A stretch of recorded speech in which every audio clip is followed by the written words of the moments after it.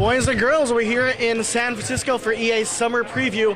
I'm here with Scott Amos. He's the executive producers of the Simpsons game, next-gen title, and going out in pretty much every other console you can think of. 360, Wii, PS3, any other console that's coming in for now? PSP, PS2, and NDS. Very good, very good. Well, we're going to give a quick rundown of how the game starts, and Scott will give us a quick rundown of how that works, including a few episodes, gameplay things that just came out today. So we'll check that out right now. All right, so what we're going to show right here is actually the first episode out of 16. It's a full story arc. After the first few minutes of playing the game, the Simpsons realize they're in a video game. So that's actually the big setup, is that they actually, oh my gosh, we're actually in a video game. What do we do? What are our powers? Sorry, Rich went into the wrong episode. No more Jaeger bombs for Rich Briggs. So anyway, so the Simpsons realize from the very beginning, oh my gosh, we're in the video game of our lives, so what can we do? What are our powers? So if you look at all the different characters, we designed a game that actually is customized to their personalities. You think of Marge, you think of Lisa, what would they be like as video game characters? You think of Bart, quintessential action hero. So you think of Homer. What we're going to show here is actually kind of the tutorial episode where Homer first gets to discover what his powers are. In this episode, it's actually called Around the World in 80 Bites. Homer's actually at the Springfield Eating Contest. It's actually held inside the Duff Brewery. They've redecorated as the International Food Eating Contest. As Homer eats, you can see his calorie meter filling up over here. When he has enough calories, he can turn into his superpower, which is the Homer Ball.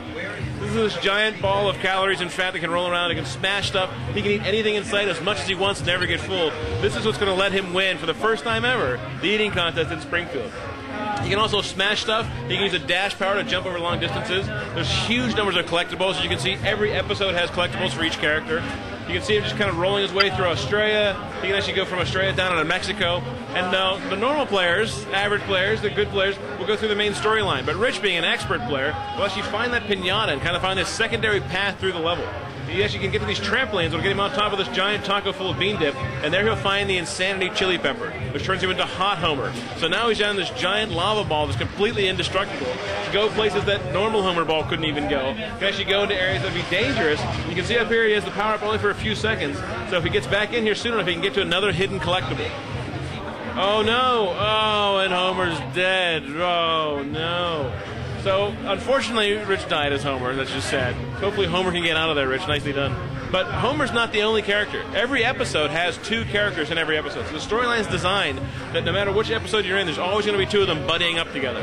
In this case, you have Homer as kind of the main character for this episode, but you have to use Bart. You actually have to swap to him, kind of leapfrog back and forth in the gameplay.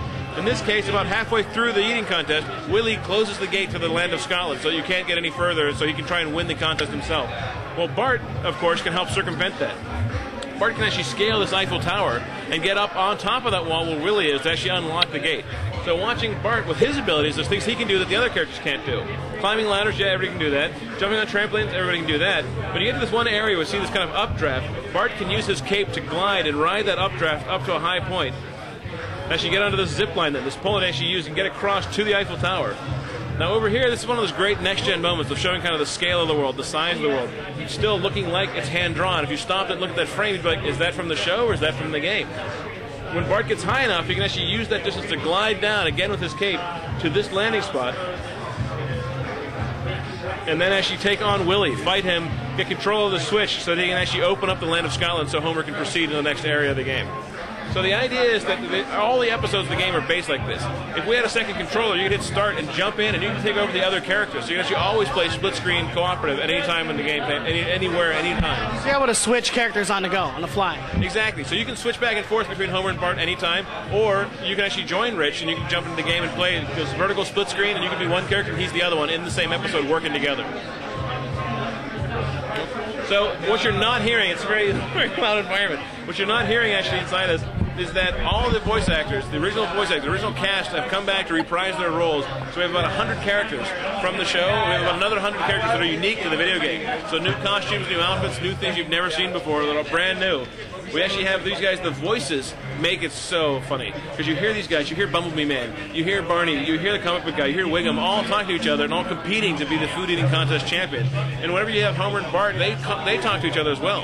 So when Homer needs Bart, he'll actually say, come here, boy, you know, and then Bart will come over, or you can actually switch over and Bart's like, hey, Dad, I need you to come help me with this.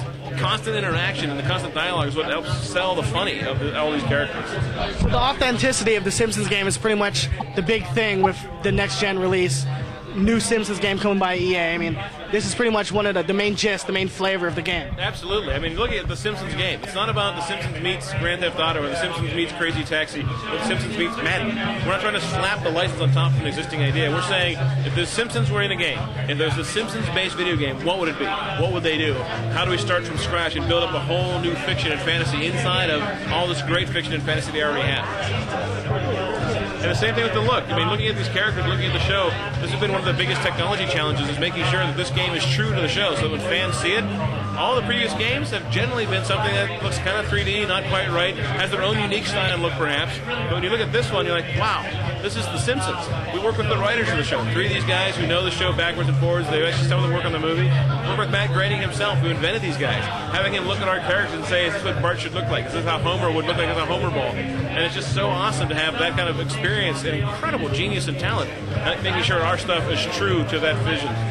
Now, you mentioned episodic type levels. I mean, every level, how does it pretty much get completed? What do you have to do throughout each level to make sure that you're getting the objectives done? Sure, I mean, every level is different, and that's the beauty of it. It's one of the things that's both a beauty and a curse. From the development side, it's really hard to make all these levels that are completely different worlds, brand new art, brand new fiction, but from the gameplay side, it is so much fun to say, hey, Homer's in an eating contest. Well, Lisa would never go to an eating contest, but Lisa would become an eco-terrorist and stop burns from destroying all the forests. Well, Marge would stop the most dangerous video game from ever being in Springfield. You know, well, Bart would actually want to be a superhero and try and stop a theft happening somewhere in the game. So each episode, while it has its own contained storyline, ties to a much bigger story arc that you get from the very beginning all the way through a very, very finale, surprising end that people will be like, oh my god, I can't believe they went there.